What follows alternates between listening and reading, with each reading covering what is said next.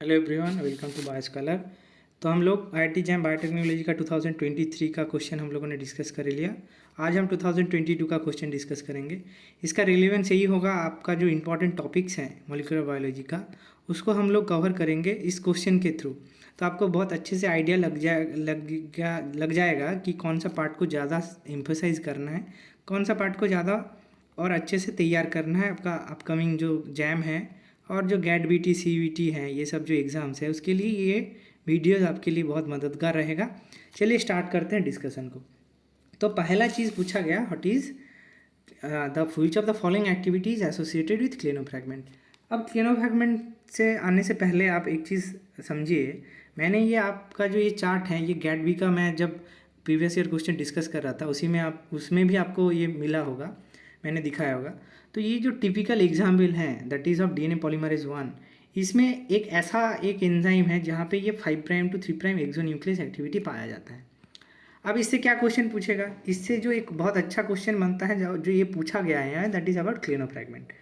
क्लिनोफ्रैगमेंट क्या है पहले समझते हैं। देखिए, तो ये है आपका डीएनए पॉल 1 का चेन। तो आपने अगर ये प्रोटीन है ऑफकोर्स, तो प्रोटीन को अगर प्रोटियोलिटिक एंजाइम जैसे यहाँ पे सब्टिलिसिन से अगर डाइजेस्ट करेंगे आप, तो डाइजेस्ट करने से दो फ्रैगमेंट बनता है। एक लार्ज फ्रैगमेंट जिसको बोला जाता है क्लिनो फ्रैगमेंट, और एक स्मॉल फ्रैगमेंट, ये 320 अमाइन एसिड का है, ये स्मॉल फ्रैगमेंट है। अब जो एक्सोन्यूक्लियस एक्टिविटी है that is 5 prime to 3 prime exonuclease, ये इस छोटे से फ्रैगमेंट से इनकोडेड होता है। छोटे से फ्रैगमेंट का प्रॉपर्टी है, ना कि क्लिनो फ्रैगमेंट का। तो आप हमेशा याद रखिए, ये Klenow fragment lack this activity of 5 prime to 3 prime exonuclease, पर इसमें बाकी सारे प्रॉपर्टीज़ रहेगा। जैसे 5 प्राइम टू 3 प्राइम पॉलीमराइजेशन का जो प्रॉपर्टी है ये रहेगा इसके पास। अब सेम चीज़ यहीं पे पूछा गया कि आपका ये जो डीएनए पॉलीमरेज 1 का जो क्लिनो फ्रैगमेंट है, तो क्लिनो फ्रैगमेंट एक आसान क्वेश्चन बन सकता है कि डीएनए पॉल 1 का पार्ट है। आप आपने अगर इसको प्रोटीयोलिटिक डाइजेशन करेंगे तो ये क्लिनो फ्रैगमेंट बनेंगे। तो देखिए 5 prime to 3 prime exonuclease activity ये नहीं रहता, ये लॉस्ट हो जाता है। 5 प्राइम टू 3 प्राइम एंडोन्यूक्लियस, यहाँ पे एंडोन्यूक्लियस एक्टिविटी है ही नहीं। अब देखिए दोनों एक्सोन्यूक्लियस एक्टिविटी है, 5 प्राइम टू 3 प्राइम और 3 प्राइम टू 5 प्राइम। तो ऑप्शन हो जाएगा पॉलीमरेज एक्टिविटी। मैं फिर से बता रहा हूँ, ये क्लिनो फ्रैगमेंट आपका upcoming exam GAT B CVT के लिए इंपॉर्टेंट है, और इससे आने वाले एग्जाम से भी क्वेश्चन पूछा जाएगा, आने वाले साल के लिए भी इंपॉर्टेंट है। चलिए नेक्स्ट क्वेश्चन की तरफ बढ़ते हैं। ये रहा आपका क्लिनो फ्रैगमेंट और ये रहा आपका फुल लेंथ प्रोटीन। तो इसको डिलीट जब कर देंगे, मतलब डाइजेस्ट जब कर देंगे, तो ये बन जाएगा। नेक्स्ट क्वेश्चन ये पूछा गया है आपका डीएनए डैमेज और म्यूटेशन से। तो आपको जेनेटिक्स से भी मिला जुला के क्वेश्चन है कि ये फ्रेम शिफ्ट म्यूटेशन कौन कॉज करता है। तो पहला चीज़ ऑप्शन है 5-ब्रोमोयूरेसिल। अब इसको भी एक बार देख लेते हैं। Five bromouracil is known as base analog, मतलब सेम तरह का दिखता है नॉर्मल नाइट्रोजनस बेस के। यहाँ पे खाली ब्रोमीन है, यहाँ पे खाली मिथाइल ग्रुप है। जो 5 नंबर पोजीशन पे ब्रोमीन ग्रुप है, इसलिए इसको ब्रोमोयूरेसिल बोला जाता है। जो क्या करता है, यहाँ पे देखिए 5-ब्रोमोयूरेसिल अगर इनकॉर्पोरेट हो जाता है तो ये Ta2CG type of transition mutation क्या कॉज करता है, ये transition type of mutation cause करता है। तो ये भी एक बहुत बढ़िया क्वेश्चन बन सकता है कि ट्रांजिशन टाइप ऑफ म्यूटेशन और भी रिएजेंट्स हैं, पर अगर आपको 5-ब्रोमोयूरेसिल से क्वेश्चन पूछ ले तो ये ट्रांजिशन टाइप ऑफ म्यूटेशन करेगा। Next is acridine. अब इसमें क्या है देखिए, एक्रिडिन और प्रोफ्लैविन ये दो ऐसा टाइप ऑफ रिएजेंट हैं जो इंटरकैलेट कर जाता है। अब इंटरकैलेट मतलब ये जो आपने देखा होगा इथिडियम ब्रोमाइड के बारे में आप लोगों ने सुना होगा, जो काफ़ी यूज़ होता है जेल इलेक्ट्रोफोरेसिस। अगर उस जेल इलेक्ट्रोफोरेसिस में है ना, तो इसमें जो यूज़ होता है ethidium bromide, it is also intercalating agent. ये क्या करते हैं, ये जो नाइट्रोजनस बेस आप देख रहे हैं इसके बीच में घुस जाता है। तो क्या होता है, ये क्या होता है, जो ये जो रीडिंग फ्रेम है, ये जो आपका सपोज डीएनए पॉलीमरेज रीड करेगा उसको, ATGC जो सीक्वेंस है वो फ्रेम का ही शिफ्ट हो जाता है। फ्रेम शिफ्ट मतलब जो पूरा जो सीक्वेंस का उसका जो रीडिंग फ्रेम था वो चेंज हो जाएगा। तो जो फ्रेम शिफ्ट म्यूटेशन, आप इसको थोड़ा ध्यान से अगर सोचिएगा कि फ्रेम शिफ्ट क्यों हो रहा है, क्योंकि ये देखिए ना, ये रास्ते का ब्लॉक बन गया, it is a blocking reagent, intercalate कर गया। ये रास्ता था, रास्ते के ऊपर ये गड्ढा बन गया, इट्स काइंड ऑफ गड्ढा। तो इससे वजह से क्या होगा, फ्रेम शिफ्ट हो जाएगा। अब देखिए बाकी ऑप्शन, ग्लूटाथायन नहीं, ग्लूटाथायन रिड्यूसिंग एजेंट में आएगा। हाइपोजैंथिन, हाइपोजैंथिन कैसे बनता है, इससे क्वेश्चन पूछ सकता है यहाँ पे, इसलिए मैंने रखा है कि आपने अगर डीएमिनेशन करते हो एडिनिन का तो हाइपोजैंथिन बनता है। साइटोसिन का अगर डीएमिनेशन करते हो आप यूरासिल बनता है। ग्वानिन का अगर डीएमिनेशन करते हो आप सैंथीन बनाते हो, और आप 5 मिथाइल साइटोसिन का अगर डीएमिनेशन करते हो तो हाइमीन बनता है।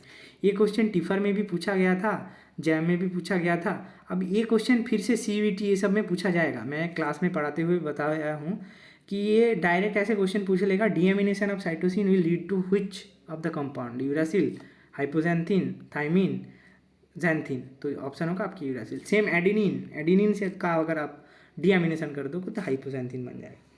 नेक्स्ट क्वेश्चन देखिए, एंटीबायोटिक से क्या करना है, इसमें कुछ नहीं करना है, मैच द फॉलोइंग।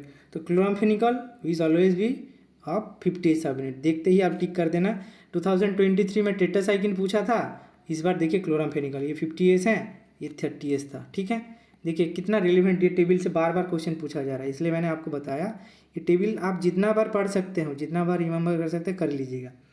अब देखिए और एक टिपिकल एग्जाम्पल यहाँ पे पूछा गया, ये जो सारे चीज़ हैं स्ट्रेप्टोमाइसिन ये सब, ये पेप्टाइडल ट्रांसफरेज रिएक्शन को रोकता है। ये जो रिफामाइसिन है इसका और एक नाम है रिफाम्पिसिन, है ना। ये रिफाम्पिसिन एकमात्र ऐसा एग्जाम्पल है जो पॉलीमराइजेशन प्रोसेस, जो ट्रांसक्रिप्शन है उसको रोकता है, जो ट्रांसक्रिप्शन प्रोसेस है by the help of RNA polymerase उसको रोकता है।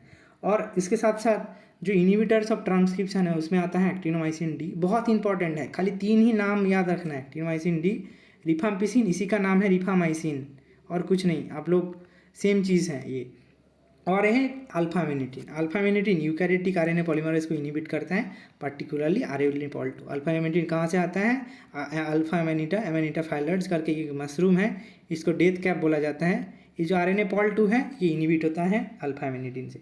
ये रहा आपका ट्रांसलेशन इनिबिटर, बहुत अच्छे से याद रखिएगा। प्यूरोमाइसिन फिर से मैं हाईलाइट कर रहा हूँ, और ये रहा आपका ट्रांसक्रिप्शन इनिबिटर, जो 3 नाम मैंने बताया उससे सेकेंड टाइम फिर से क्वेश्चन पूछेगा। तो इस हिसाब से ऑप्शन होना चाहिए आपका।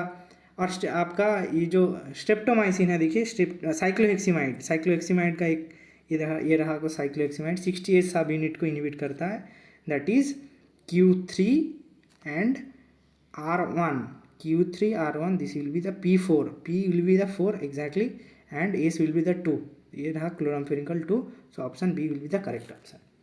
Next question, DNA गाइडेज।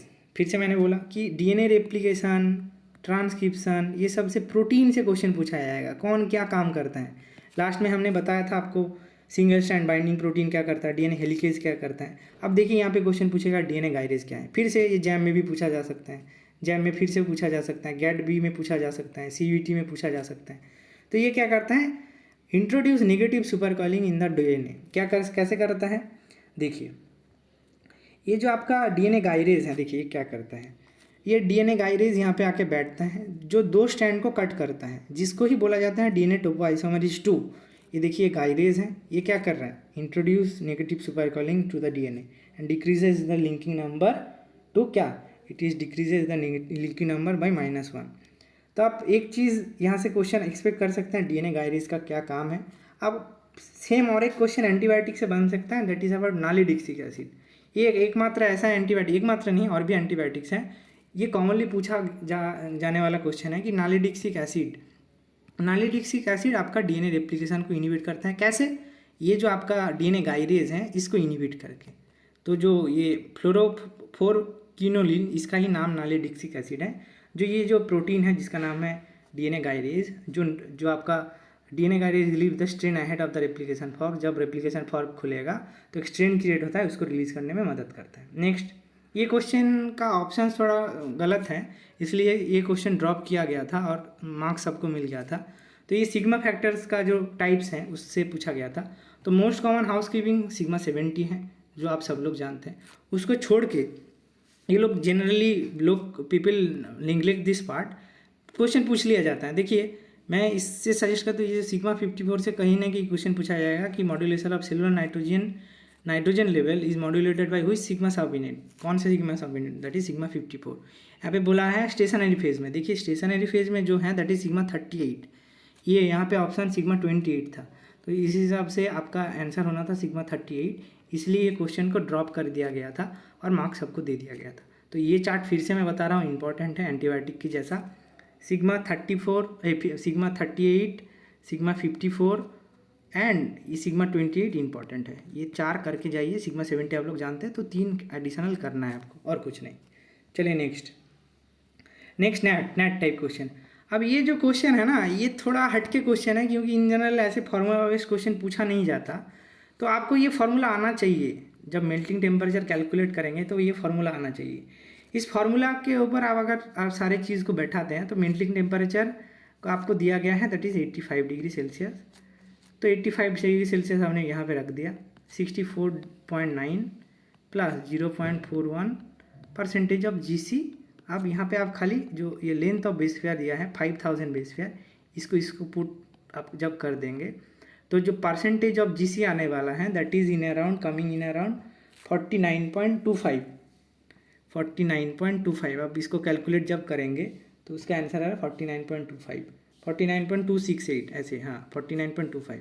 तो परसेंटेज ऑफ 80 क्या होगा, आप 100 से इससे रिड्यूस कर दीजिए, तो इसका आंसर होने वाला है 50.732 के आसपास, ये आंसर होने वाला। अब तो जो आंसर शीट था उसमें जो वैल्यू था ये थोड़ा हटके दिया था, गलत भी है इस फार्मूले से अगर करेंगे तो ये एक ऐसा क्वेश्चन था, काइंड ऑफ टिपिकल क्वेश्चन नहीं था। नॉर्मल मेल्टिंग टेम्परेचर से क्वेश्चन पूछा जाता है कि मेल्टिंग टेम्परेचर 50%, उसमें GC कंटेंट दिया जाता है, तो ये क्वेश्चन थोड़ा टिपिकल है। ये फार्मूला को अब ज़रा हाईलाइट कर रहा हूँ मैं, इसको देख के जाना, गेट भी में क्वेश्चन बन सकता है ना। सिंपल ये कैलकुलेशन है, इस पर आप बिठा के कर सकते हैं। तो ये जो 50.73 है ये रियल आंसर है, तो पर आंसर की में कुछ अलग ही दिया है, तो इसको सारा आप क्रॉस चेक कर सकते हैं। नेक्स्ट क्वेश्चन देखिए, एक छोटा सा न्यूमेरिकल पूछा कि how many GTP molecules, numerical भी नहीं, इसको आपको पता होना चाहिए, खाली टाइप करना है, इसलिए न्यूमेरिकल हो गया। How many GTP molecules are required for the translocation of tRNA from P site to E site during translation elongation process in bacteria. तो आई बात इलोंगेशन की, जो ये पूरा इलोंगेशन प्रोसेस है, इसमें देखिए ये जो EFG है ये काम करता है। तो ये क्या करता है, एक GTP को हाइड्रोलाइज करता है। तो आपको अगर पूरा इलोंगेशन में प्रोसेस में पूछे तो ये एक जो EFTU-TS, ये जो EFTU है ये जो GTP हाइड्रोलाइज करता है, तो मैं यहाँ पे लिखते जा रहा हूँ, EFTU GTP हाइड्रोलाइज करता है, ये एक GTP, एंड EFG जो ट्रांसलोकेशन में है वो एक GTP हाइड्रोलाइज करता है, ये थले ये और एक।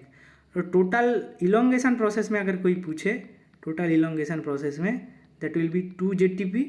अगर यहाँ पे खाली ट्रांसलोकेशन में पूछा है तो it will be answer will be 1। अब देखिए यहाँ से क्वेश्चन और भी बन सकता है, जैसे पूरा ट्रांसलेशन प्रोसेस को अब अगर देखें, पूरा ट्रांसलेशन प्रोसेस कितने ATP और कितने GTP खर्चा होता है उसका एक चार्ट बना लेते हैं। चार्जिंग में एक ATP खर्चा होता है, 1 ATP, एक ATP। नेक्स्ट आपका इनिशिएशन में क्या होता है, इनिशिएशन में जो इनिशिएशन फैक्टर 2 है, इनिशिएशन फैक्टर 2 एक GTP यूज़ करता है। आपका 2 इलोंगेशन फैक्टर मिलके 1-1-2 ऐसे GTP खर्चा हुआ, और जो रिलीज फैक्टर 3 है वो एक GTP यूज़ करता है। तो आपका ये पूरा जो GTP का काउंट है देखिए 1 2 3 4, 4 GTP खर्चा होता है, और उसके साथ साथ चार्जिंग में एक ATP। तो 4 GTP अगर कोई पूछे तो ट्रांसलेशन में कितने GTP खर्चा होता है, 4 GTP। तो ये रहा आपका क्वेश्चन, इतना ही पूछा गया था। तो नेक्स्ट हम देखेंगे फिर दूसरा 2021 का क्वेश्चन। तब तक के लिए थैंक यू। चैनल को सब्सक्राइब कर लीजिएगा, आने वाले जो वीडियोज़ हैं उसके बारे में पता चल जाएगा आपको। तो ये रहा कुछ इंपॉर्टेंट क्वेश्चन जो आपको ध्यान देना चाहिए, कुछ इंपॉर्टेंट पॉइंट्स मैंने बताया। तो नेक्स्ट हम जो करेंगे, मैं फिर से बता रहा हूँ, ये चार्ट्स जो मैंने प्रोवाइड किया है स्क्रीनशॉट ले लीजिएगा, सेम डायरेक्ट क्वेश्चन आपको मिल जाएगा और मैच भी कर लीजिएगा नेक्स्ट आने वाले साल में, इतना कॉन्फिडेंस मैं आपको दे दूंगा। तो ये रहा मॉलिक्यूलर बायोलॉजी का डिस्कशन का सीरीज़ का 2022 का क्वेश्चन। अब हम नेक्स्ट वीडियो में मिलेंगे, तब तक के लिए थैंक यू।